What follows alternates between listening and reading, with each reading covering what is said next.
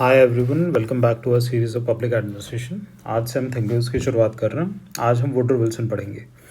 ये जो लेक्चर्स हम बना रहे हैं इसका कंटेंट यूपीएससी की जो मेंस की एग्जामिनेशन होती है जिसमें public administration as an optional subject है उसके लिए रिलेवेंट है। इसके अलावा कुछ स्टेट पीएससीज होती है, उनके एग्ज़ाम में भी पब्लिक एडमिनिस्ट्रेशन का पार्ट आता है, तो आप सेलेक्टिवली उसके लिए भी देख सकते हैं। एक डिस्क्लेमर ये है कि यहाँ पे हम किसी भी टॉपिक पे पीएचडी नहीं करेंगे। एग्ज़ाम के लिए टू द पॉइंट जितना भी कंटेंट इंपॉर्टेंट होगा हमारे मार्क्स एनहांस करने के लिए मेंस एग्जामिनेशन में, उस रिस्पेक्ट में ही हम सारे टॉपिक्स कवर करेंगे। जैसे जैसे लेक्चर्स कंप्लीट होते जाएंगे मैं ये इंश्योर करूँगा कि टॉपिक के रिस्पेक्ट में आपके पास कंसेप्चुअल क्लैरिटी हो और एग्ज़ाम में लिखने के लिए जो कंटेंट चाहिए वो आपके पास रेडी हो। तो मेंस के पर्सपेक्टिव में, मेंस में जिस टाइप के क्वेश्चंस आते हैं वो भी हम ग्रेजुअली फिर उन्हें भी सॉल्व करना शुरू करेंगे। तो ये छोटा सा डिस्क्लेमर था, ये हमने डिस्कस कर लिया।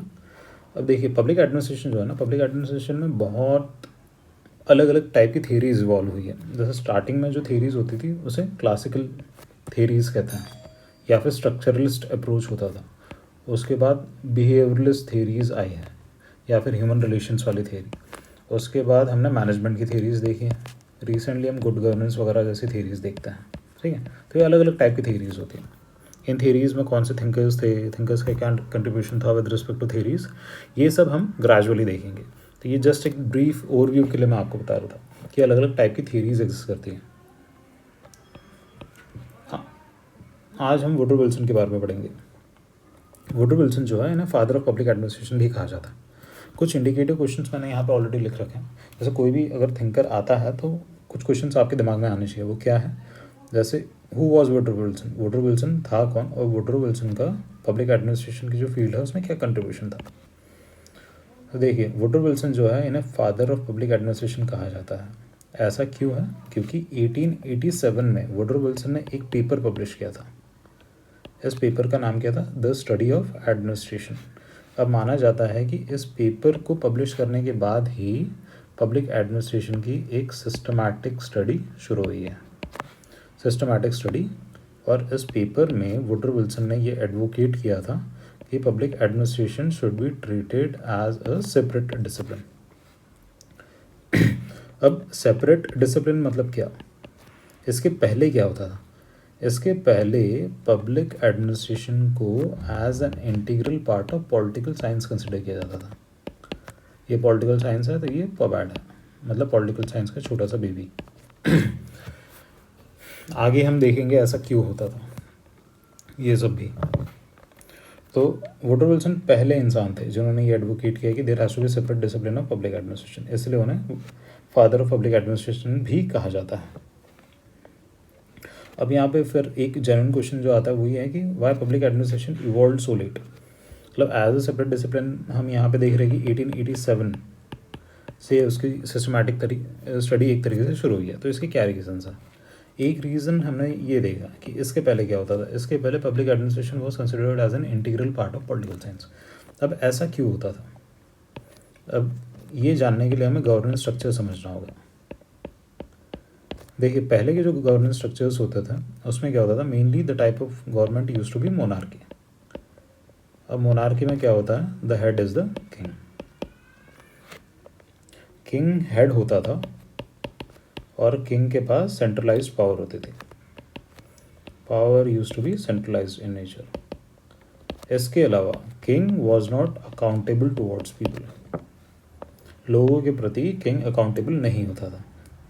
तो जो एडमिनिस्ट्रेशन जो सेलेक्ट होता था, एडमिनिस्ट्रेशन भी कौन सेलेक्ट करता था? किंग सेलेक्ट करता था ऑन हिज और हर विम्स एंड फैंसीज। तो एडमिनिस्ट्रेशन जो था, administration was loyal towards king and administration was also not accountable. Administration भी लोगों के प्रति अकाउंटेबल नहीं था। एडमिनिस्ट्रेशन का काम उस टाइम पे क्या होता था? अब देखिए, जो किंग था, किंग का मेन फोकस क्या होता था? किंग का मेन फोकस होता था एक्सपेंशन ऑफ हिज और हर स्टेट, एक्सपेंशन और रेवेन्यू मैक्सिमाइजेशन। इसलिए जो एडमिनिस्ट्रेशन होता था, एडमिनिस्ट्रेशन का जो काम था वो भी लिमिटेड था, लिमिटेड रोल होता था। क्या रोल होता था? पहला, लॉ एंड ऑर्डर को इंश्योर करना। इसके अलावा रेवेन्यू को मैक्सिमाइज करना।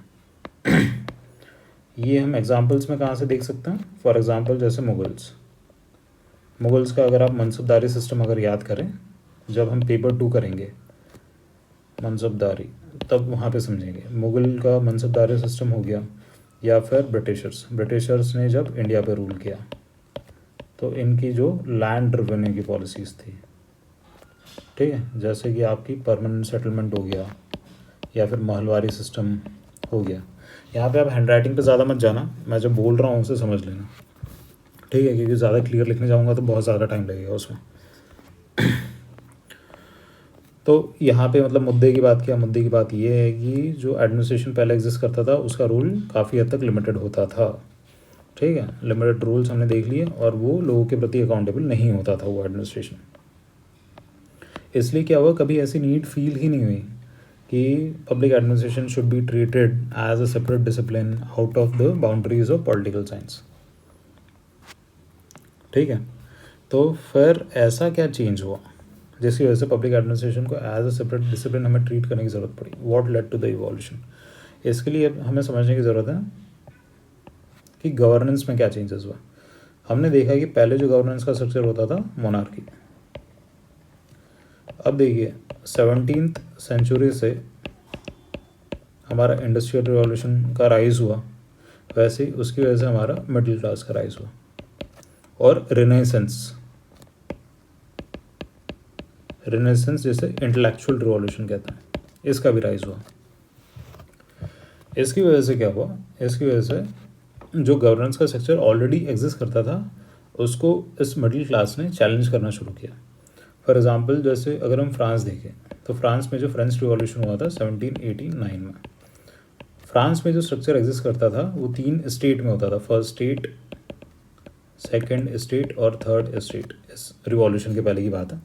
इसमें फर्स्ट स्टेट और सेकंड स्टेट जो होते थे इसके अंदर किंग आ जाएगा, क्लर्गी आ जाएगा, और एडमिनिस्ट्रेटर्स वगैरह ये सारे आ जाएंगे, और थर्ड स्टेट में मिडिल क्लास पूरा का पूरा, मिडिल क्लास और लोअर क्लास। अब यहाँ पे क्या होता था, किंग, क्लर्गी और एडमिनिस्ट्रेटर सारे पावर्स एंड प्रिविलेजेस ये एंजॉय करते थे, ठीक है। और जो मिडिल और लोअर क्लास था इसके पास न वोटिंग की पावर होती थी और सारे टैक्सेस भी यही पे करता था, तो हाईली डिस्क्रिमिनेटरी प्रैक्टिस होती थी। तो ये जो मिडिल क्लास जो राइज हुआ इसने डिमांड किया कि गवर्नेंस के स्ट्रक्चर में चेंज आना चाहिए। इंडस्ट्रियल रिवॉल्यूशन की वजह से क्या हुआ, इंडस्ट्रियल रिवॉल्यूशन की वजह से इस मिडिल क्लास का उदय हुआ था, ठीक है, जिनके पास पैसा आ गया था, एजुकेशन आ गया था। और रेनेसेंस जो है वो इंटेलेक्चुअल रिवॉल्यूशन तो चल ही रहा था, मतलब अथॉरिटी को चैलेंज करना, साइंटिफिक टेम्परमेंट को प्रमोट करना। इसलिए गवर्नेंस के स्ट्रक्चर में क्या चेंज हुआ, मोनार्की से चेंज आया डेमोक्रेसी में। अब देखिए मोनार्की जो था, मोनार्की तो it was not accountable, the government was not accountable, but in case of democracy the government is accountable towards people. Monarchy में जो एडमिनिस्ट्रेशन जो एग्जिस्ट करता था that was not also accountable, but democracy जब आई तो democracy में जो एडमिनिस्ट्रेशन आया, since the government is accountable therefore the administration also has to be accountable in some way और द अदर। जैसे इंडिया के केस में क्या होता है, इंडिया के केस में जो एडमिनिस्ट्रेटर्स है they are accountable to the political executives या फिर द इलेक्टेड रिप्रेजेंटेटिव्स। तो ये जो गवर्नेंस के स्ट्रक्चर में चेंज आया इसकी वजह से एक नीड की उपज हुई। वो नीड क्या थी, there has to be stability in administration. ऐसा क्यों, क्योंकि डेमोक्रेसी में क्या होता है, डेमोक्रेसी में जो सरकार इलेक्ट होकर आती है, ठीक है, इस सरकार का टाइम पीरियड तो फिक्स रहता है। फॉर एग्जांपल इंडिया के केस में 5 साल सरकार चली एट मोस्ट, उसके बाद री इलेक्शन होंगे, तो कंटिन्यूटी की कोई गारंटी है नहीं। अब सरकार की जो पॉलिसीज़ हैं, पॉलिसीज़ वगैरह को इम्प्लीमेंट करना और उनकी कंटिन्यूटी को इंश्योर करना, ये किसका काम होता है, परमानेंट एग्जीक्यूटिव का। परमानेंट एग्जीक्यूटिव मतलब एडमिनिस्ट्रेटर्स को परमानेंट एग्जीक्यूटिव कहता है, जो इलेक्टेड रिप्रेजेंटेटिव्स आते हैं उन्हें पॉलिटिकल एग्जीक्यूटिव्स कहता है। तो इसलिए एक डिमांड फील हुई कि एक स्टेबल एडमिनिस्ट्रेशन होने की ज़रूरत है। तो यहाँ से राइज हुआ एक्चुअल में डिमांड का कि there has to be separate discipline of public administration that is also universal and scientific in nature, so as to ensure that there is stability and continuity in the model of governance, ठीक। तो what led to the evolution of public administration? Democracy का rise, industrial revolution का rise of middle class, renaissance. अब देखिए यहाँ पे ये समझने का प्रयास करते हैं व्हाट वाज द आइडिया और rational of Woodrow Wilson. Woodrow Wilson क्या चाहते थे? ठीक है, इसके लिए हमें ये कंटेक्स्ट भी समझने की ज़रूरत है कि वुडरो विल्सन जिस कंटेक्स्ट में सोच रहे थे, वुडरो विल्सन बिलोंग करते थे यूएसए में। उन्होंने पेपर पब्लिश किया 1887 में। तो उस टाइम पे जो एडमिनिस्ट्रेटिव स्ट्रक्चर जो एग्जिस्ट करता था वो किस टाइप का एग्जिस्ट करता था, और उसमें वुडरो विल्सन क्या चेंजेस चाहते थे। अब 1887 के अराउंड अगर हम यूएसए का एडमिनिस्ट्रेटिव स्ट्रक्चर देखें तो वहाँ पे स्पॉइल्स सिस्टम एग्जिस्ट करता था। स्पॉइल सिस्टम का मतलब क्या होता था कि जो ब्यूरोक्रेट्स या फिर जो एडमिनिस्ट्रेटर्स जो सेलेक्ट होके आते थे उनको गवर्नमेंट अपने अकॉर्डिंग सेलेक्ट करती थी, मतलब based on their whims and fancies. मतलब सरकार को जो पसंद आया उसको उसने एडमिनिस्ट्रेटर बना दिया, सिंपल सी लैंग्वेज में। तो यहाँ पे जो मेरिट का कॉन्सेप्ट था वो मिसिंग था। जैसे आज के टाइम पे हम देखते हैं यूपीएससी में, इंडिया में क्या होता है, इंडिया में जो सिलेक्शन हो रहा है वो मेरिट बेसिस पे हो रहा है। ठीक है, आपकी यूपीएससी की सेपरेट से एग्ज़ाम होती है सिविल सर्विसेज की, उसके थ्रू ऑब्जेक्टिव क्राइटेरिया के थ्रू कैंडिडेट्स को सिलेक्ट किया जाता है। मगर यूएसए में उस टाइम पे स्पॉइल सिस्टम एग्जिस्ट करता है। स्पॉइल सिस्टम का सीधा मतलब क्या है कि merit is absent, the selection is not based on merit. ठीक है, तो इसकी वजह से क्या हो रहा था, इसकी वजह से जो एडमिनिस्ट्रेशन था यूएसए में, जो एडमिनिस्ट्रेशन था वो दैट वाज हाईली करप्ट, क्योंकि अकाउंटेबिलिटी तो थी नहीं, करप्शन बहुत ज़्यादा था और इनएफिशिएंसी बहुत ज़्यादा थी। वर्ड में पूरे नहीं लिखूंगा यहाँ पे, इनएफिशिएंसी बहुत ज़्यादा थी, तो हाईली इनएफिशिएंट था। तो वुडरो विल्सन का मेन एम क्या था? Woodrow Wilson wanted to increase the efficiency of public administration. ठीक है, अब एफिशिएंसी कैसे इंक्रीज करेंगे? वुडरो विल्सन चाहते थे कि हम स्पॉइल सिस्टम को चेंज करके मेरिट बेस्ड एडमिनिस्ट्रेशन में कन्वर्ट करें, या मेरिट का मेरिट हो गया, मीरट या मेरिट, इसको हटा देता हूँ। तो मेरिट बेस्ड सिस्टम में चेंज करें, जैसे यूपीएससी एग्ज़ाम ले रही है हमारे यहाँ, वैसे साइंटिफिक तरीके का सिलेक्शन ऑब्जेक्टिव बेसिस पे होना चाहिए। इसके लिए वुडरो विल्सन अब क्या चाह रहा था? वुडरो विल्सन ये भी चाह रहे थे कि एडमिनिस्ट्रेशन जो है ना, एडमिनिस्ट्रेशन का एक साइंस को हम इवॉल्व किया जाए, ताकि public administration as a universal discipline हम बना सकें।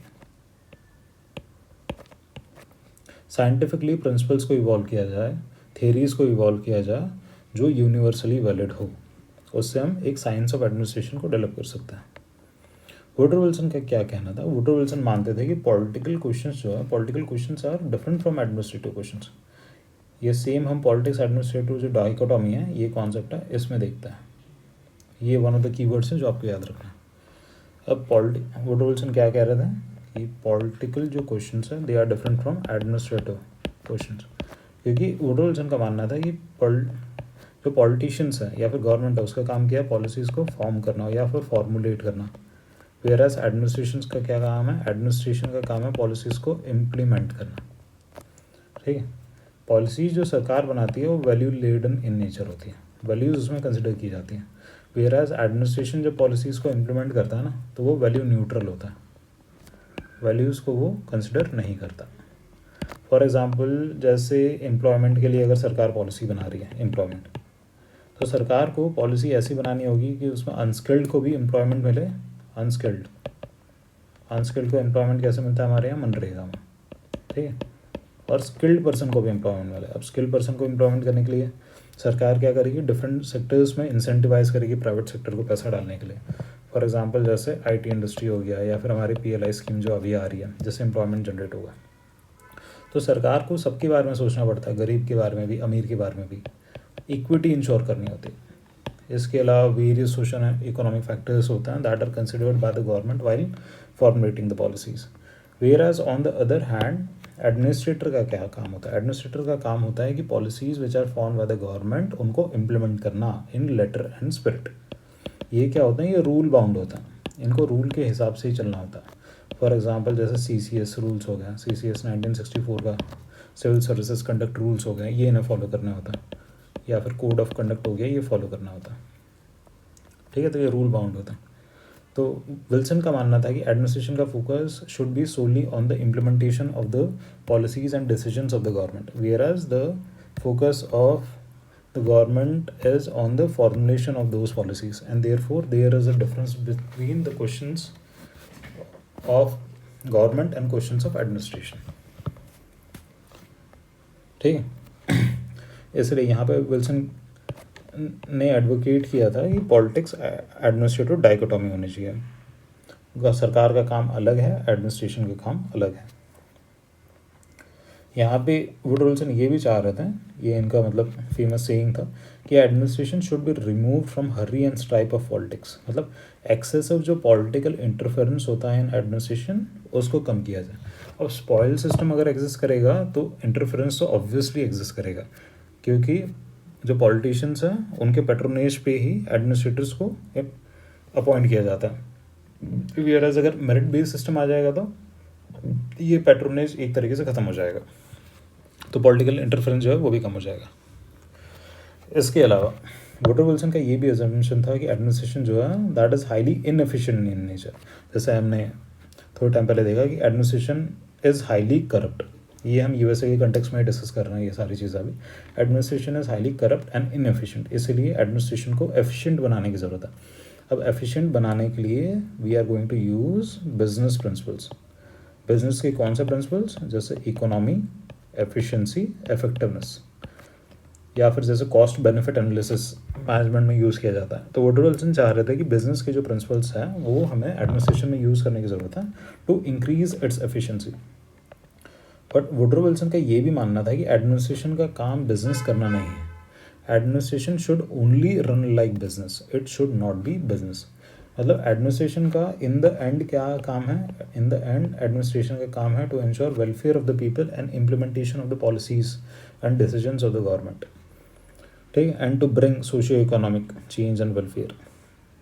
Where as the focus of business on the other hand primarily is cost benefit analysis करके प्रॉफिट को मैक्सिमाइज करना होता है। वुडरो विल्सन चाह रहे थे कि एक यूनिवर्सल डिसिप्लिन हो पब्लिक एडमिनिस्ट्रेशन की जो साइंटिफिकली बेस्ड हो, ये हमने ऊपर देखा। Shift from spoil system to merit based system, ये भी हमने देख लिया। इसके अलावा वुडरो विल्सन ये भी चाह रहे थे कि जो एडमिनिस्ट्रेशन है, administration should be accountable towards people. Woodrow Wilson ने कहा था कि one of the reasons for inefficiency is that administration is not accountable towards people, तो अकाउंटेबिलिटी होने की ज़रूरत है। अब वुडरो विल्सन का कहना था कि ये अकाउंटेबिलिटी इंश्योर करने के लिए ना हमें public opinion should be taken into account while making administrative decisions. अब इसकी वजह से क्या कॉन्फ्लिक्ट आते थे वो हम आगे देखेंगे, मगर वुडरो विल्सन का कहना था कि पब्लिक ओपिनियन को भी आपको इन कंसिडरेशन लेना है व्हाइल मेकिंग एडमिनिस्ट्रेटिव डिसीजंस। अब वुडरो विल्सन चाह रहे थे कि एक यूनिवर्सल डिसिप्लिन हो पब्लिक एडमिनिस्ट्रेशन की, ठीक है, जो साइंटिफिक इन नेचर भी हो। अब ये कैसे पॉसिबल हो पाता, उसके लिए वुडरो विल्सन ने कहा कि हमें कंपैरेटिव अप्रोच अडॉप्ट करने की ज़रूरत है। कंपैरेटिव अप्रोच अडॉप्ट करने की ज़रूरत है, इसका मतलब क्या होता है कि आपको आपके जो नेशन का या फिर स्टेट का एडमिनिस्ट्रेशन है उसको आपको दूसरे देशों के या फिर दूसरे ऑर्गेनाइजेशंस के एडमिनिस्ट्रेशन के साथ कंपेयर करने की ज़रूरत है। फॉर एग्जांपल वुडरो विल्सन ने यहाँ पे क्या किया, वुडरो विल्सन ने यूके, फ्रांस और जर्मनी इनके एडमिनिस्ट्रेशंस को स्टडी किया और उसको कंपेयर किया यूएसए से। वुडरो विल्सन का रेशनल क्या था यहाँ पे, to adopt the best practices that were existing in UK, France and Germany which could be adopted in USA. अब इस कंपैरेटिव अप्रोच में वुडरो विल्सन का ये भी मानना था कि जो एडमिनिस्ट्रेशन है, जो पब्लिक एडमिनिस्ट्रेशन जो एग्जिस्ट करता है, that will depend on organic societal context. Organic societal context, इसका मतलब क्या होता है, इसका मतलब ये होता है कि आप किसी भी देश का एडमिनिस्ट्रेशन उठा के किसी भी दूसरे देश में उस एडमिनिस्ट्रेशन को सीधे सीधे कॉपी पेस्ट नहीं कर सकते। आपको वहाँ पे सोसाइटियल क्या कंस्ट्रक्ट है, नेशन किस तरीके से फॉर्म हुआ या किस तरीके से काम करता है, वो समझने की ज़रूरत है। फॉर एग्ज़ाम्पल जैसे कि वेबेरियन ब्यूरोक्रेसी थी जो हम आगे पढ़ने वाला है। वेबेरियन ब्यूरोक्रेसी को डेवलपिंग जो नेशंस है जो डीकोलोनाइज हुए थे हमारे 1940s के बाद, जैसे कि इंडिया हो गया, या फिर पाकिस्तान हो गया, ऐसे नेशंस में वेबेरियन ब्यूरोक्रेसी जो ऑलरेडी यूएसए वगैरह में एग्जिस्ट कर रही थी, इनको सीधे कॉपी पेस्ट कर लिया गया था। अब जब कॉपी पेस्ट किया तो उसके बाद ये पता चला कि Weberian bureaucracy is not suited for developing nations such as India and other developing nations. Rather, there was a need that was felt for development administration. ये भी हम आगे समझेंगे ये सब क्या है। जस्ट मैं आपको ग्लिम्स देके यहाँ पे बता रहा हूँ। यहाँ पे हम हॉलिस्टिकली सिर्फ वुडरो विल्सन को समझने का प्रयास कर रहे हैं, ठीक है। आपको ना टॉपिक बाय टॉपिक लेके चलना है। अगर सब कुछ एक साथ पढ़ने बैठोगे ना तो दिक्कत हो जाएगी। यहाँ IIT JEE जैसे क्वेश्चन नहीं आ रहा है कि सारे कॉन्सेप्ट मिक्स करके क्वेश्चन बन रहा है, ठीक है। तो ये समझने की ज़रूरत है। तो कहाँ थे हम? कंपैरेटिव अप्रोच देख रहे थे ना हम। कंपैरेटिव अप्रोच हमने देख लिया था यूनिवर्सल डिसिप्लिन बनाने के लिए, और ऑर्गेनिक सोसाइटल कॉन्टेक्स्ट पे पब्लिक एडमिनिस्ट्रेशन डिपेंड करेगा। सीधा सा फंडा यहाँ पे ये है कि किसी भी देश का आप एडमिनिस्ट्रेशन उठाए किसी और देश में कॉपी पेस्ट या फिर नहीं चिपका सकते। आपको उस देश के सोसाइटल कॉन्टेक्स्ट, इकोनॉमिक कॉन्टेक्स्ट, उसके बेसिस पे एडमिनिस्ट्रेशन को क्या करना पड़ेगा, अडॉप्ट करना पड़ेगा, ठीक है, या फिर मोल्ड करना पड़ेगा। This was one of the principles of development administration, ठीक है।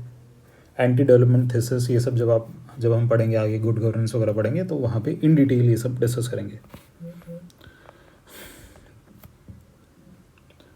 ये कुछ मतलब ऑलमोस्ट थियरी वाला पार्ट तो हमने कवर कर ही लिया वुडरो विल्सन का। अब यहाँ पे कीवर्ड्स देख लेते हैं कौन कौन से इंपॉर्टेंट है, ठीक है। कीवर्ड में हमने देखा फादर ऑफ पब्लिक एडमिनिस्ट्रेशन कहते हैं वुडरो विल्सन को, क्यों कहते हैं ये हमने ऊपर ही देख लिया, ठीक है। वुडरो विल्सन क्या चाहते थे? Systematic inquiry of public administration, जो हम डिस्कस कर रहे हैं कि साइंटिफिक डिसिप्लिन होनी चाहिए। वुडरो विल्सन ही पहले इंसान थे जिन्होंने कहा था कि there has to be systematic inquiry, क्योंकि आप सिस्टमैटिक इंक्वायरी करोगे तभी तो आप प्रिंसिपल्स डेवलप कर पाओगे, थ्योरी डेवलप कर पाओगे, ठीक है।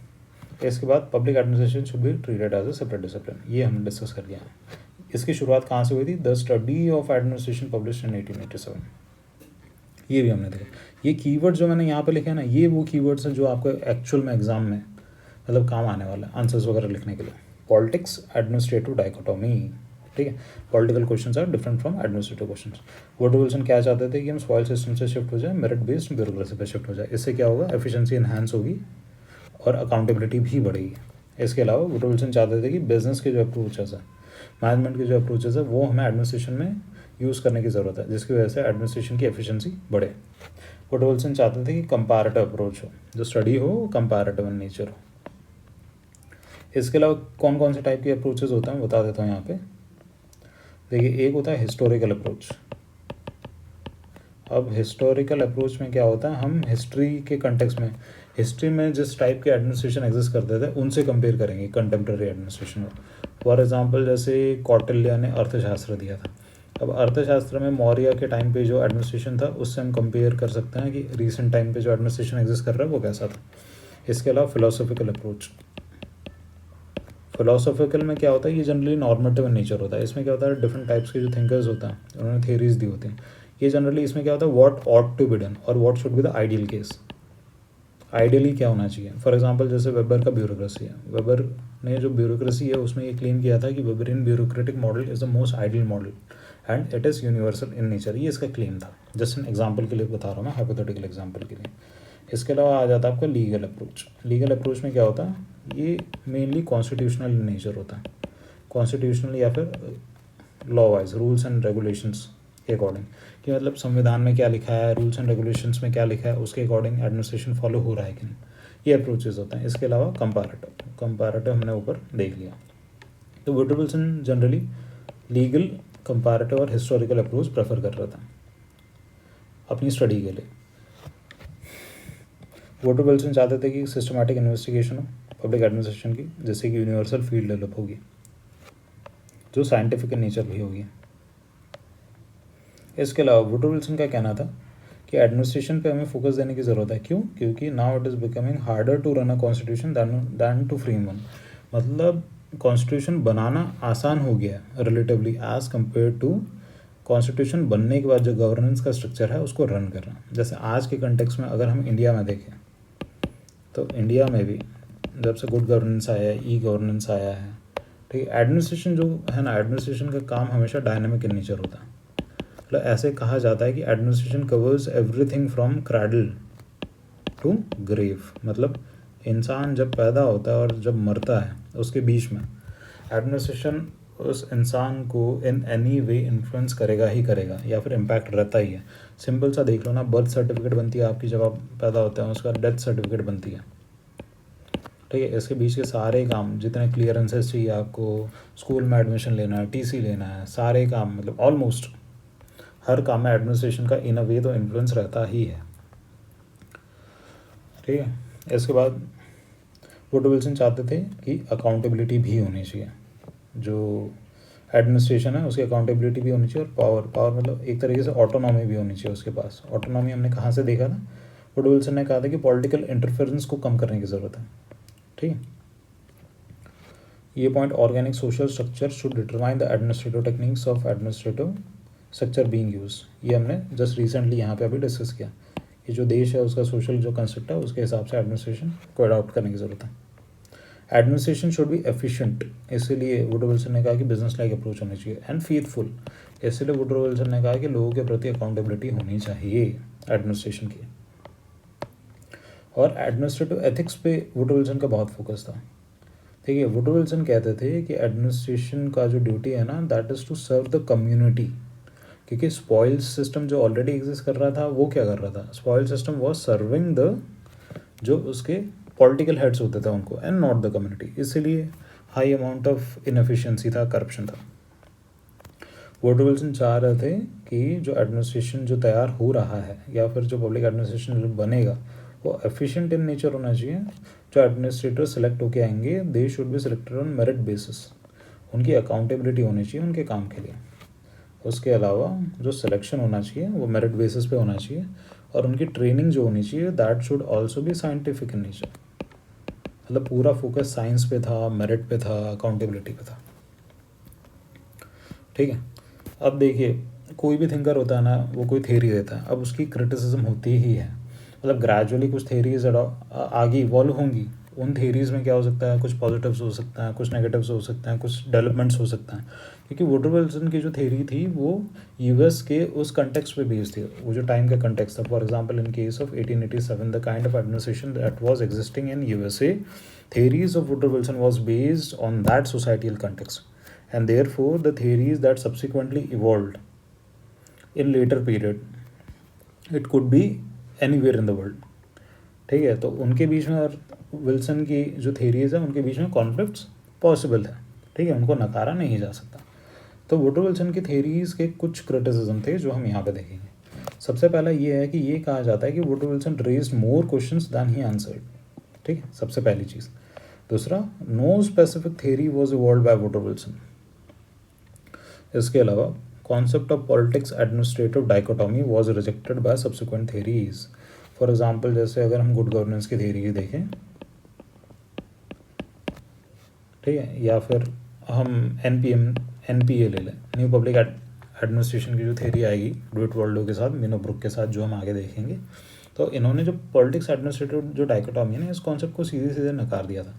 आज के केस में भी अगर हम देखें, जैसे इंडिया के केस में, इंडिया में भी जो तो सेक्रेटरी लेवल पे जो अधिकारी बैठे होते हैं, जो ब्यूरोक्रेट्स सेक्रेटरी लेवल पे होते हैं, उनका काम क्या होता है, जो पॉलिटिकल एग्जीक्यूटिव्स होते हैं उनको एडवाइस करना इन मेकिंग पॉलिसीज़। क्यों? क्योंकि इनके पास क्या होता है, टेक्निकल एक्सपर्टीज़ होता है,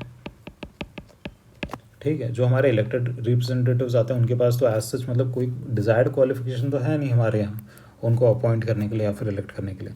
देयरफॉर ये जो हमारे एडमिनिस्ट्रेटर्स होता है, they have the ground level knowledge, technical expertise and everything to advice the political executives to form the right policies. Therefore politics and administration can not be totally demarcated, they are interlinked.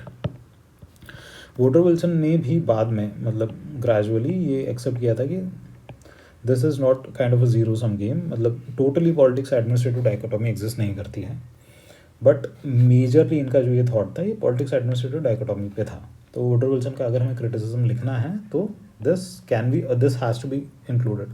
For example, अगर question ऐसा आता है, मतलब just an example के लिए question में अगर आपको लिखना है कि वुडरो विल्सन का कौन सा पार्ट थेरी का आज रिलेवेंट नहीं है, तो उस केस में आप ये मेंशन कर सकते हैं सीधे सीधे, पॉलिटिक्स एडमिनिस्ट्रेटिव डाइकोटॉमी, ठीक है।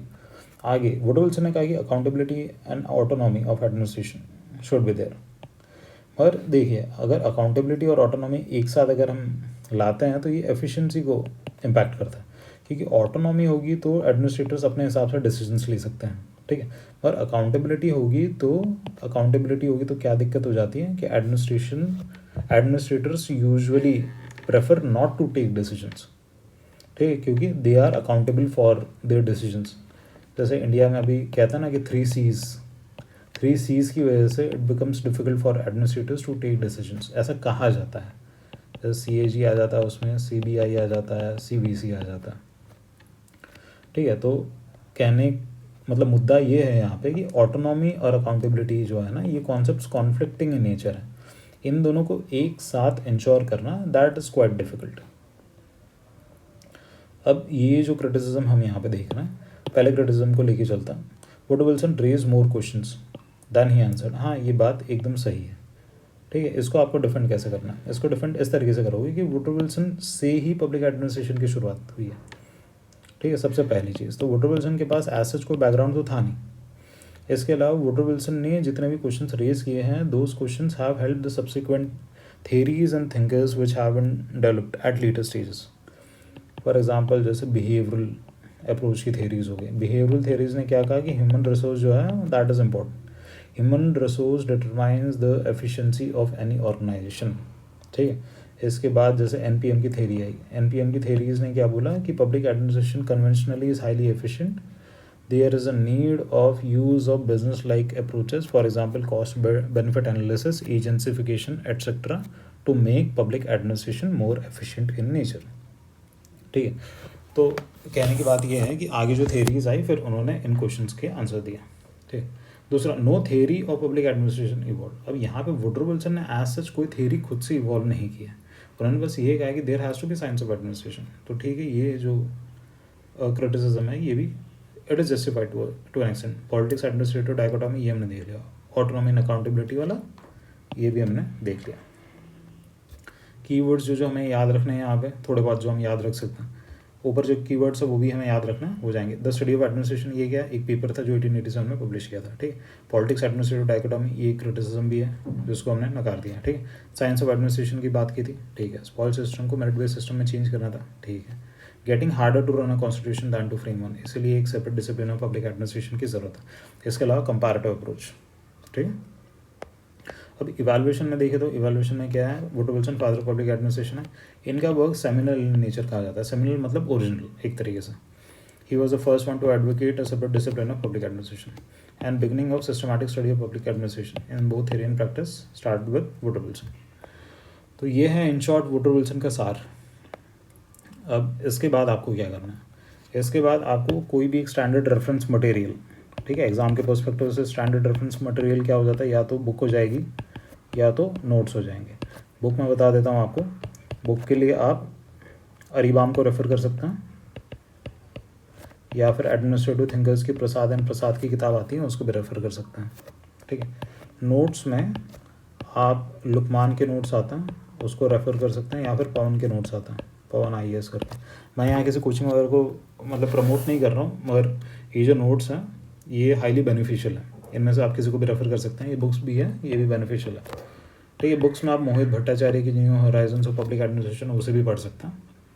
मगर अगर आप अभी से पब्लिक एडमिनिस्ट्रेशन की शुरुआत कर रहे हैं पढ़ने की, तो अरीबाम जैसे जो किताब है ये थोड़ी अच्छी रहेगी आपके लिए, क्योंकि कॉन्सेप्ट्स ढंग से समझ आएंगे।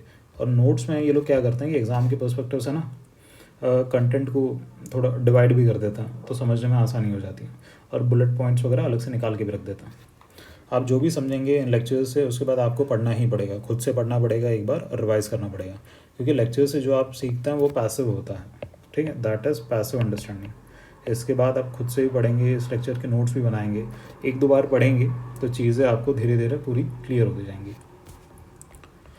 तो वुडरो विल्सन के लिए एज सच इतना कंटेंट अभी के लिए काफ़ी है। इस थिंकर्स